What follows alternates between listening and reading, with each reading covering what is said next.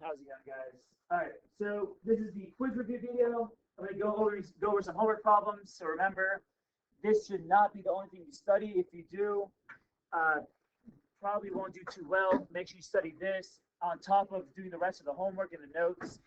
Anything in the notes and the quiz is fair game. So just because it's not in this video does not mean it will not be on the quiz or the test. Anyway, let's get started. I'm doing homework problems today. Starting on number 6. F of x equals 6 minus the absolute value of 3 over 2, x minus 6. So remember, anytime you're graphing an equation, how I would always do it is I would always put it in the form f of x equals a, absolute value x minus h plus k.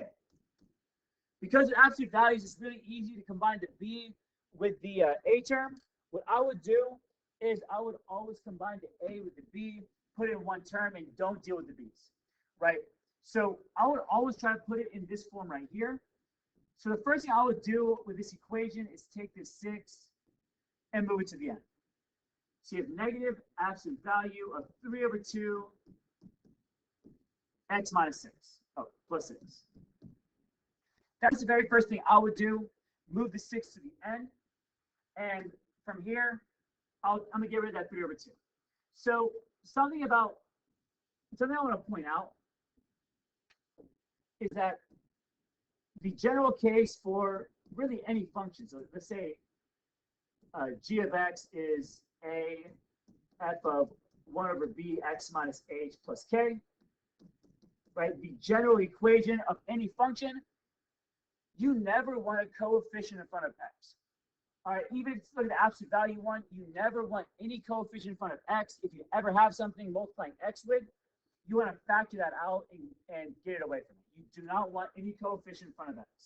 That 1 over b right here, that's not multiplying the x directly. It's factored out. So going back to this problem, this 3 over 2, I want to factor that out. So you have negative absolute value of 3 over 2, parentheses, x minus 4, all plus 6. So that's where I'm at right now. And from here, I mean, you could factor this out, but I don't like dealing with an a and a b, because if everything inside the absolute value, if that's all factored out like it is here, you can take the absolute value of that 1 over b and take it to the outside. So this right here, this equation is the same thing as negative 3 over 2, absolute value of x minus 4, all plus 6. So you can always take the absolute value of the 1 over b term as long as it's factored out, and then multiply it with the a on the outside. In this case, the a was negative 1. Negative 1 times 3 over 2 is negative 3 over 2. So that's what I have. So from here, it's set up pretty easily for me to graph now. We have a vertex of 4, 6, and a slope of negative 3 over 2. So go down 3, right 2. And down 3, left 2.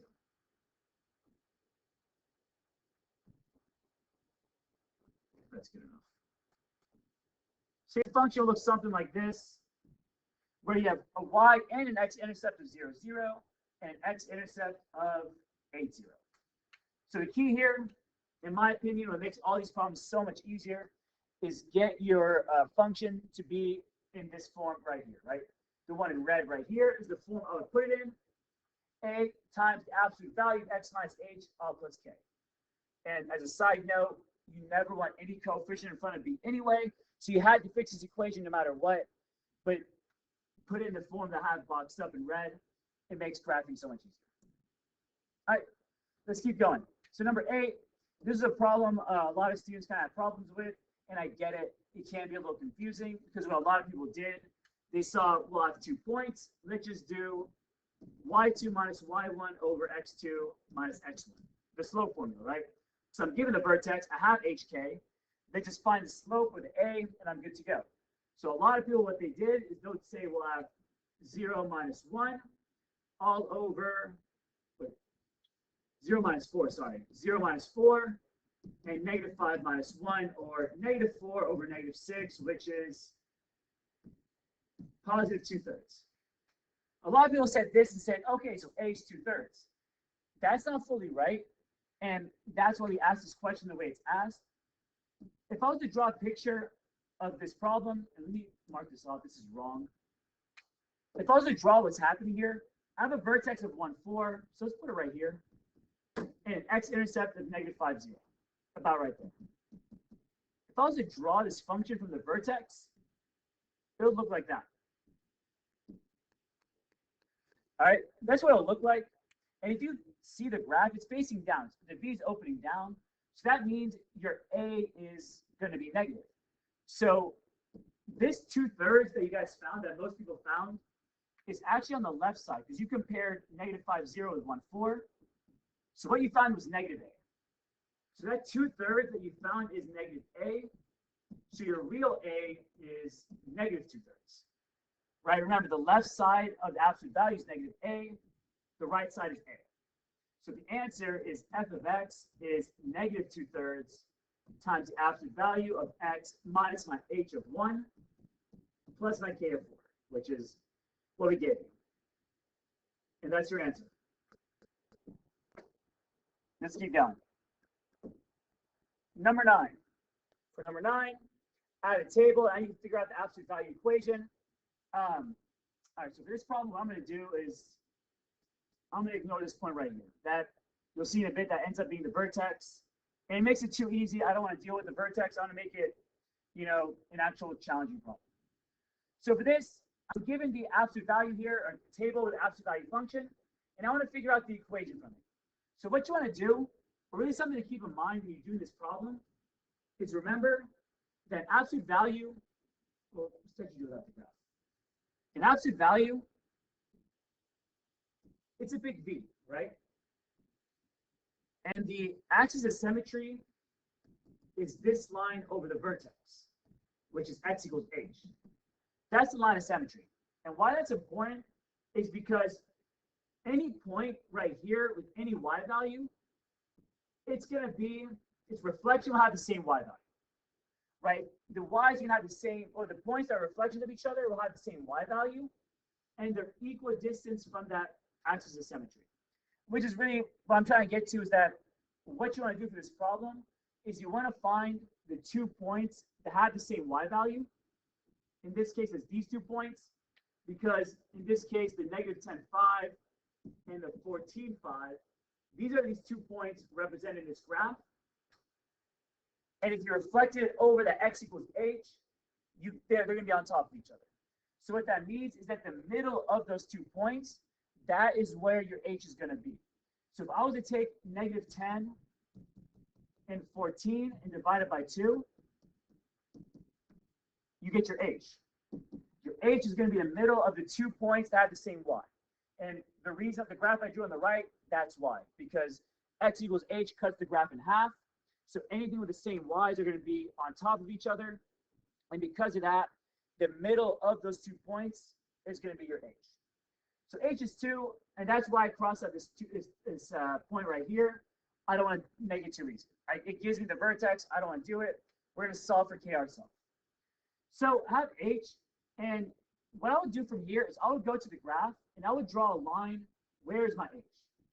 In this case, h would be here. This is where 2 would be, right? Let's move this down. So 2 would be right there. And what I would do is I would pick 2 points to the right of it to figure out a, right? The slope between any 2 points on the right of the vertex is a. Any 2 points on the left will give you negative a. Obviously, the right will be a little easier, so let's go with that. I'm going to choose these 2 points. So a is going to be y2 minus y1 over x2 minus x1. So you have 2 over 3, and that's a. That's h, and that's a. So you got this pretty quickly. And now all I'm going to do is plug these in. And I don't know what k is. So far, this is what I have. Because remember, what I'm trying to figure out is this right here.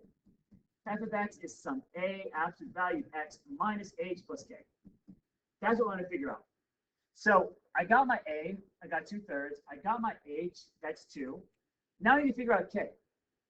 So this red equation is where I'm at.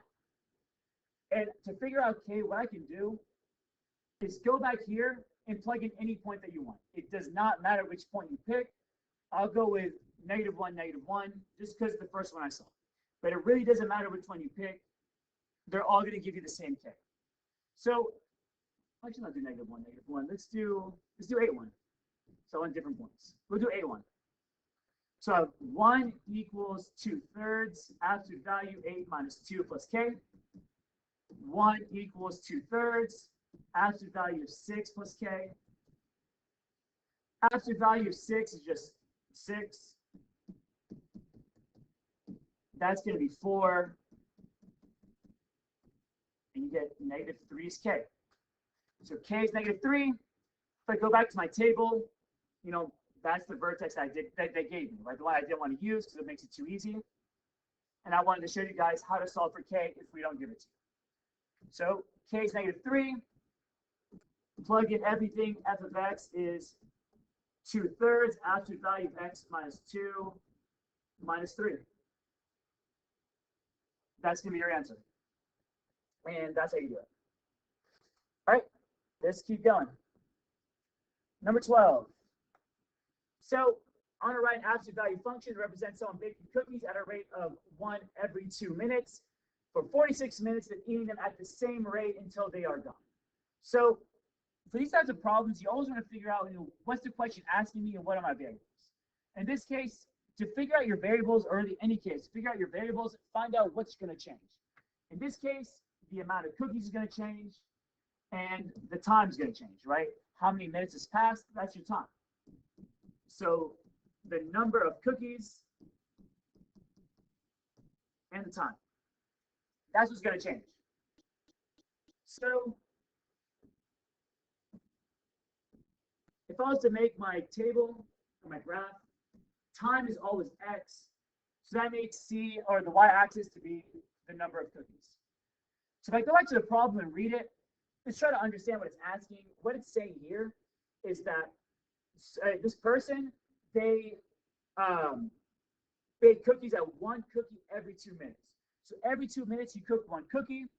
So in other words, in 46 minutes, they're cooking 23 cookies. Right after 46 minutes, they'll have 23 cookies, right? Because it's 46 minutes, and you make 1 every 2 minutes. So from here, we can go ahead and graph it. Right, I'm going to start with 0 cookies. Right, if I'm baking cookies, I don't have any. Oh, I would have eaten those first. After 46 minutes, I'm going to be at 23 cookies. So I go all the way up. After 46 minutes, I have 23 cookies. And then I eat them at the same exact rate. So I eat 1 cookie every 2 minutes. So at 92, I have 0 cookies again. So that's pretty much what's happening. So what I'm going to do now is I'm going to, graph what happened. The vertex is the point. That's 2346. I have 0, 0, and 92, 0. These are all my points. My slope, or my rate of change, that's your A, right? A is how are your variables changing in every minute in this case, or how are they changing? Well, I'm told it's 1 cookie every 2 minutes, right? The rise is 1 cookie, 1 every 2 minutes too. How is it changing? Well, 1 every 2 minutes. And then from here, just plug it in. F of X is 1/2 absolute value of X minus 23 plus 46. Remember, this is your H and K, and that's your vertex, right? Because what we want is F of X is A absolute value X minus H plus K. Plug in everything, and you have your answer. They just box this up, and we're done. All right. Let's keep going. Now we have a really, really complicated one. All right. Now we have Reina. A lot of people ask me about this question, so let's go over it. So I'm told, well, hopefully you read it by now, so I'm going to go ahead and just solve it. So what I'm told is that Reina is starting at her friend's house. she's going to run to some lake, and then she's running all the way back to her home, right? That's what I'm told. From her friend's house to the lake, and then all the way back. All right.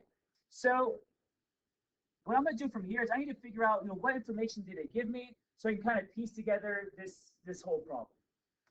I'm told that the lake is 6 miles away from her friend's house. So I can actually put that down on this little graph that I'm making. I can write that, well, she runs 6 miles to the lake. And I'm also told that she jogged for 2.5 hours, and 30% of her jog was towards the lake, right? 30% of her jog was towards the lake. So what that means is that if I took the total mileage, like the total miles of the run, and multiplied it by 0.3, that should give me 6. So if you solve for the total miles, that's what M is here. M is going to be the total miles of the whole thing. 6 divided by 0.3, well, that's 20. So that tells me that the whole jog overall is 20 miles long. So if I took 6 miles to go to the lake, right, from here to here, 6 miles this way, then I do 6 more miles up to here, well, what's left over is just 8. So I know from the friend's house to Raina's house, well, that's 8 miles. Right, so I know, because what I know is that the whole trip, the whole run together was, 20 miles, right? So the whole thing is 20 miles. I know, because I'm told that it's 6 miles from the friend's house to the lake, and then another 6 miles to run all the way back to the friend's house. Well, that's 12 miles total. What's left over? Well, just the 8 miles to Raina's house. Right, only 8 miles is left, so that means it has to be 8 miles from the friend's house to Raina's house. Right, so I have all the miles listed out now here.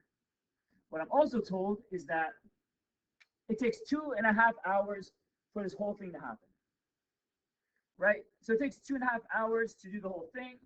I'm also told, well, I'm told before that it's the run from Raina's house or Raina's friend's house to the lake is 30%.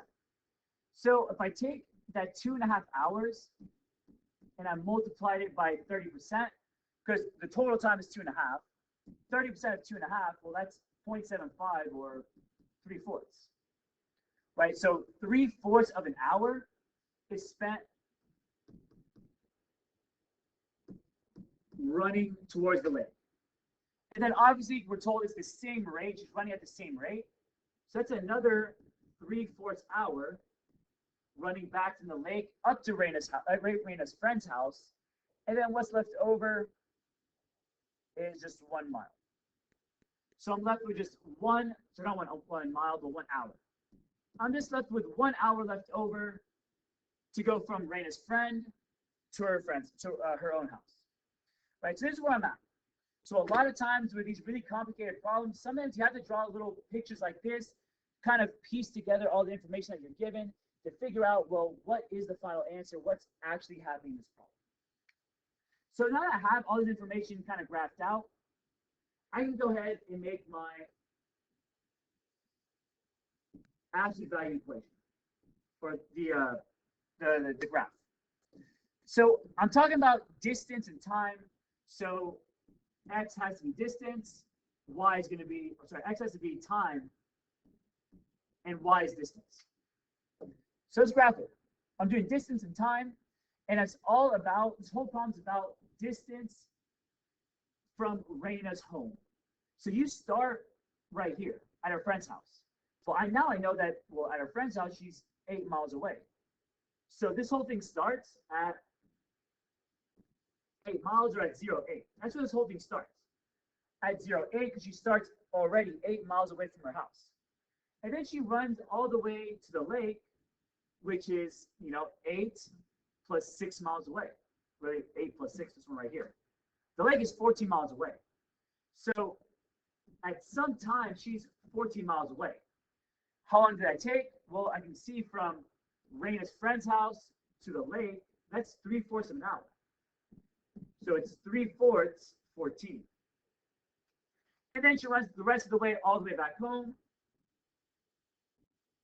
so she's at a distance of 0 from her house. Well, I know the whole thing's 2.5, so it's 2.5 comma 0. And yeah, that's the time, 2.50. Do I want anything else? Right, absolute value by way as distance from home during her jog. All right, just the equation. So on this graph right here, I guess to kind of make it like the key, this right here, that's the friend's house.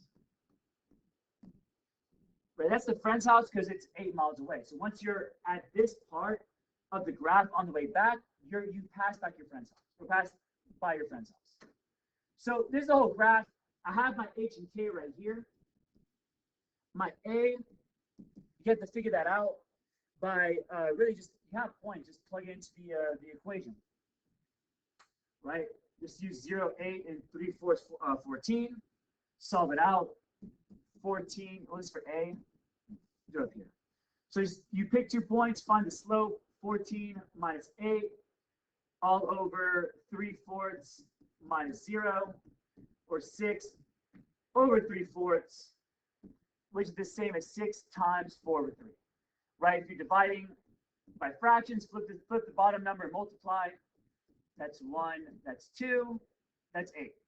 So she's running at 8 miles per hour, right? So our A is going to be 8, or well, this is negative A, sorry, because remember I picked these 2 points for some reason, I'm not sure why. But I picked the 2 points to the left of the vertex, so this 8 is actually negative A, so A is negative 8. So hopefully you followed that, but what I did is I found the slope of the left side of the vertex, that's negative A, so A is negative 8. And you also see that because the B is upside down, so it has to be negative A. So f of x, or I guess d of t in this case, not a big deal. That is negative 8, absolute value of x minus 3/4 plus 14, right? Because your hk is the 3/4 14.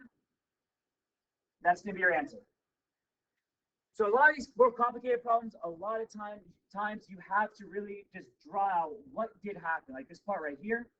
Sometimes you have to just draw out sketches and see, well, what's really happening, put down what's happening in your head onto the piece of paper, because it kind of lays it all out and lets you know, well, this is what's happening. And it makes it a lot easier to have all the pieces in front of you on your paper rather than kind of floating in your head, if that makes any sense. So sometimes you have to put it down, figure it out, and then get your answer. All right, let's keep going.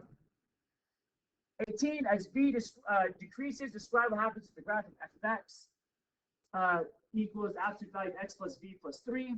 So remember before I was telling you that the general equation of really any function will be g of x equals a f of 1 over b parentheses x minus h all plus k. That's the general equation, right? That's how it should be. But in this case, I have an x plus b. I have the opposite of what really happens. So this can be a little confusing. So a lot of times what I would do, or what I would suggest, is just plug in values. Because I just want to know, well, as v gets smaller and smaller, what's happening to this function? Well, I can just plug in points, plug in numbers, and figure it out myself. If v is 3, I have f of x equals the absolute value of x plus 3 plus 3. That's a vertex of negative 3, 3. Well, what happens if I decrease that and get v equals 2?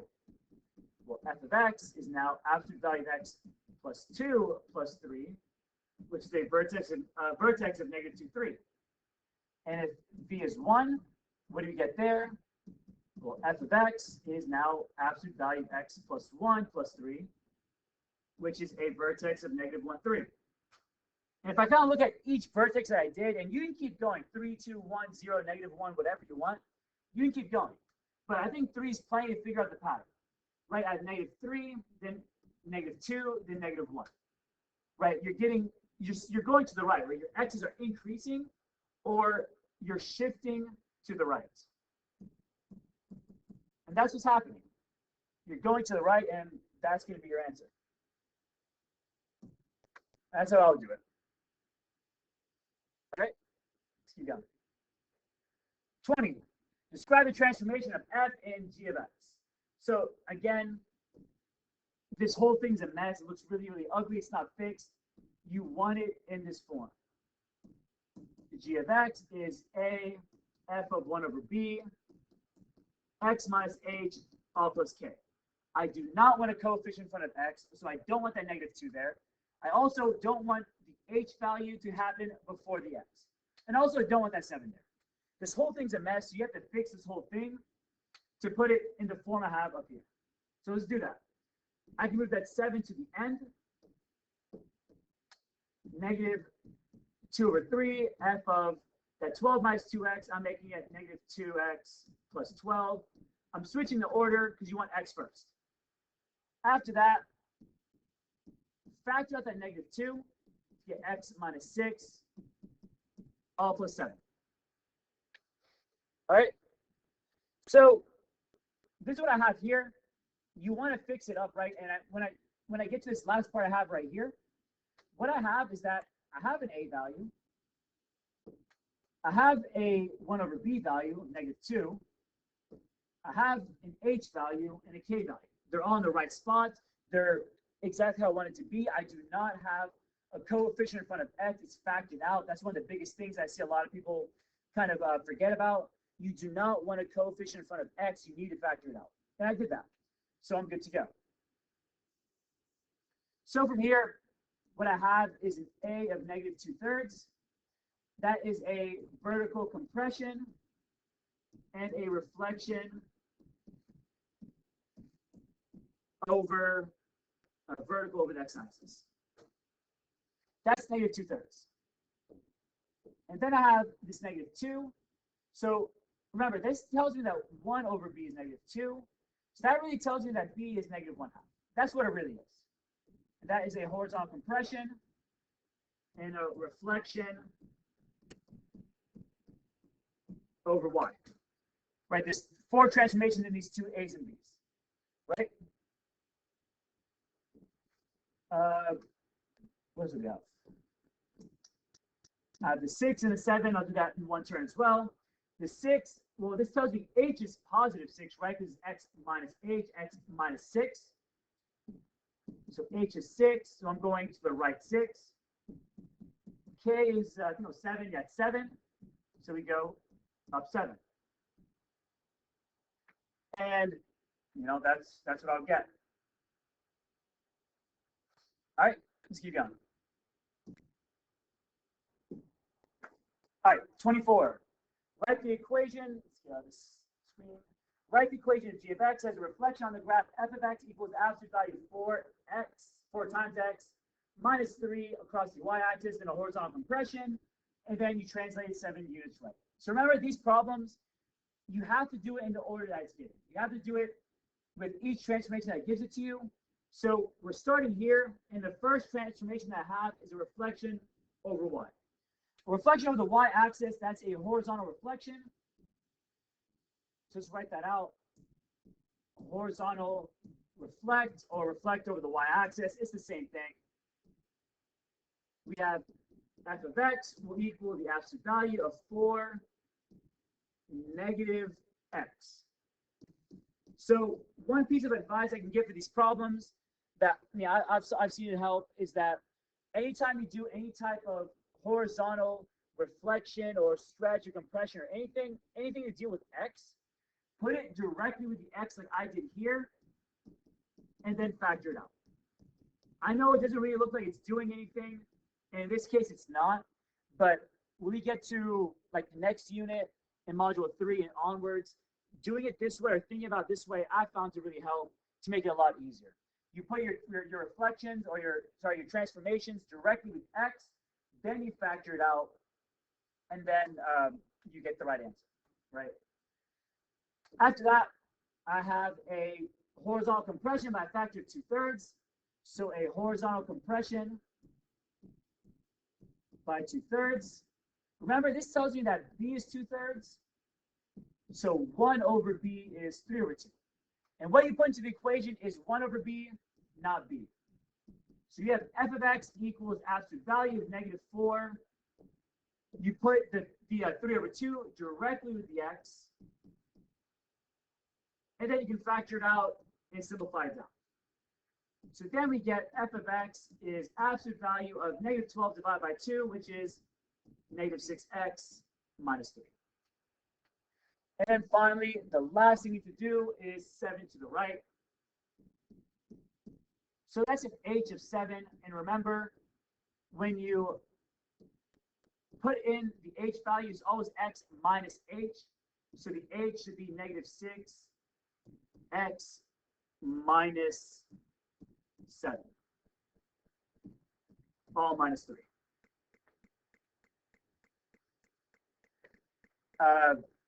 Yep, that's the answer. I think, let me double check. What number is this? 24. Negative 6, x minus 7. Yep, that is the right answer.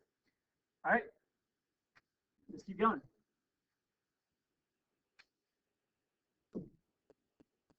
All right, write the equation that relates g as transformations on f in the picture to the right. So for this one, how I do this problem is I know I'm going from f to g. So what I would do is I would look at f and I would look at it as, you know, what do I, sorry, not what I want, but what do I have? But I'll look at f and say, well, what do I have? I have a vertex of negative 4, 1. And because this is bounded, right, it's not going to infinity, I don't want to look at my a's necessarily because it might not be right. If it's bounded like it is here on 28, and I think the other problems are all bounded as well, what you want to look at is the height and the width. So for the f of x, this one right here, I have a height of what? 1, 2, 3, 4, 5, 6, 7, 8. I have a height of 8, right from here all the way down is 8, and a width of up to here, all that. From negative 9 to 3, that's 12. That's what I'll do first. I'll write out, what do I have? This is what I have, a vertex of negative 4, 1. Let me label that, that's the vertex. A height of 8, a width of 12. We're good to go there. And down the side, what I would do is I'm going to write, well, what do I want? I know what I have, I know where I'm at, but what do I actually want to end with? So same thing. In this case, the vertex was the same, negative 4, 1. And then the height of g of x, well, that's 4. And the width was also 12. So this problem, it's not too bad because the widths are the same. Anytime you're doing any type of problem like this, we have to transform, see how you transform one graph to another. What you're looking for is, how can I change the shape of the function first? That's what you want to do. I'm going to take f of x, and I want to change it so the height and the width are the same as what I want. That should be the first thing you do. And then after you do that, move it to where you want it to go. So always transform the graph first and then move it. Because when you're transforming the function, you're going to change the vertex, you're going to change its location anyway. So if I look at the heights, I can see that, well, I started with a height of 8, right? I had this height of 8, but I compressed it by some a and somehow ended up with 4, right? That's what's happening. I have 8, I want to compress it by some a to get 4. And that ends up being 1/2. And that's how you solve for your a. Well, I need to compress it by a half, right? Solve for a, get 1/2. So I have a vertical compression by 1/2. And anytime you do a transformation, unless your vertex is 0, 0, every transformation is going to affect the vertex. In this case, I don't have a 0 for either h or k, so it's going to affect it. And the vertical compressions, it affects all your y's. So this one is going to be affected by that, by this 1/2. So your new vertex is negative 4, 1/2. And that's what you want to do every time you do a transformation. Follow the vertex, apply the transformation onto the vertex, and see where it's going. Because where the vertex is, you know, it kind of tells you where the rest of the graph is going to be. All right, so my vertex is at negative 4, 1/2. My new height is 4, and my width is 12. Well, if I compare everything here with what I want, the height and the width are the same. I'm good to go there. I don't need to mess with the shape. I have the exact same shape, but the vertexes aren't the same. So that tells me that, well, I need to fix the vertex, right? I want negative 4, 1, but I have negative 4, 1/2. So I just need to fix that. So how I can think about this is, well, I have this 1/2, I need to move it up or down. I need to move it by some k value up and down to get 1, right? I have 1/2. I want 1. How do I get there? Well, solve for k. 1/2 plus k equals 1. Well, k is 1/2. So that tells me that I need to go up by 1/2 because k is 1/2. That's what I need to do. And when you do that and you follow your vertex, you're now at -4, 1, which is what I want. Your height and width were not affected because you're just moving it up and down. You're not going to change the height or the width of something by moving it. And now I'm exactly what I want. I'm at -4, 1. That's what I wanted from the original. That's what I got. I have the same width and height. I'm good to go. So now I just need to look at what transformation did I do. Well, if I look at the blue transformation that I did, I barely compressed it by 1/2. Well, that's an a of 1/2. I moved it up by 1/2. Well, that's a k of 1/2. So g of x is 1/2 f of x plus 1/2. Right, plug it into the equation that I showed you guys before, that really long one, this one right here. Plug it into that one, oops, and that's what you get. All right, let's keep going. Last problem. So 39, it's an absolute value problem. I need to solve it. So first thing you always want to do with absolute value equations is you want to isolate the absolute value. So at 13, 2 times the absolute value of x minus 8 equals 20 minus 4x, right? Add 13 over, and then divide everything by 2. Remember, when you're dividing by 2, you divide, or you're dividing an equation, you divide everything by that same thing. So everything is divided by 2. These cancel.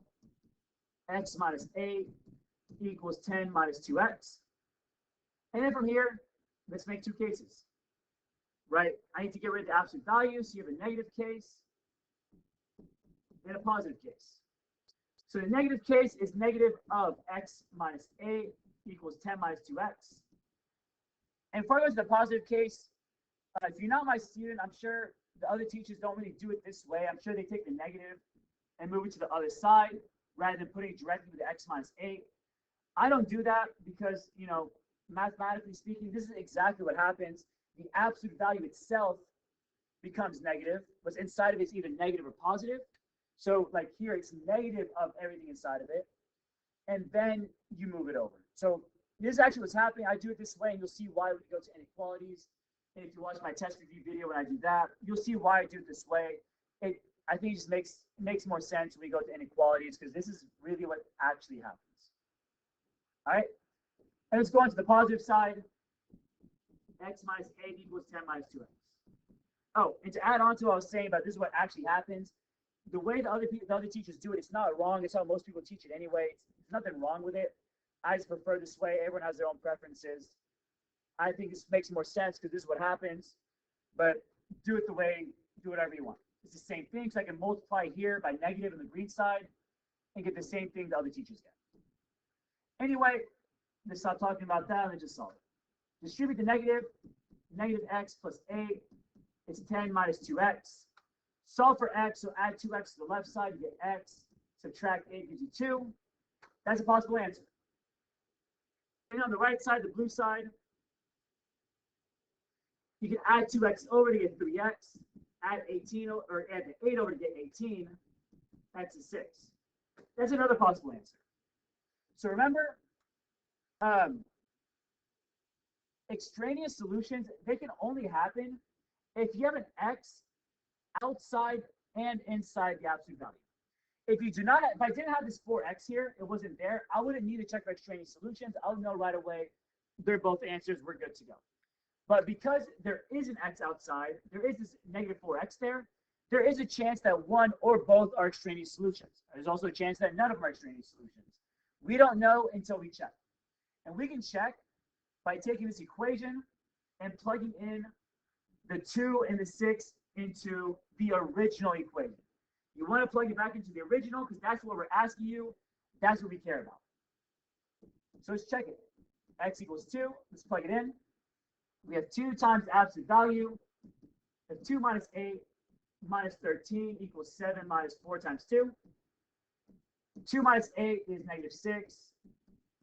minus 13 is 7 minus 8.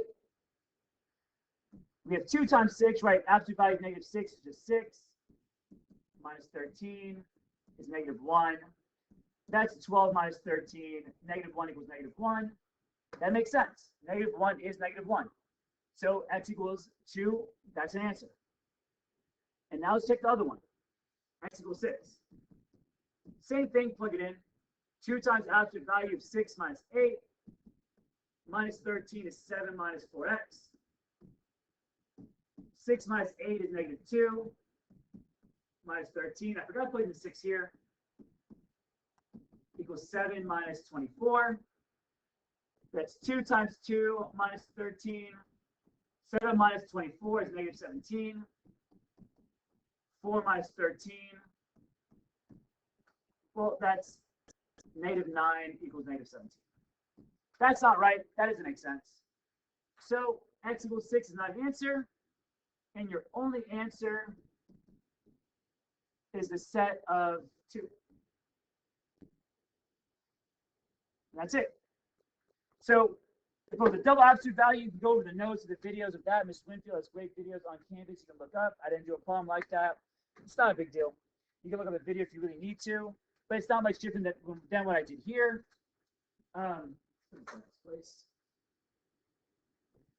Other than that, hopefully this video was helpful, guys.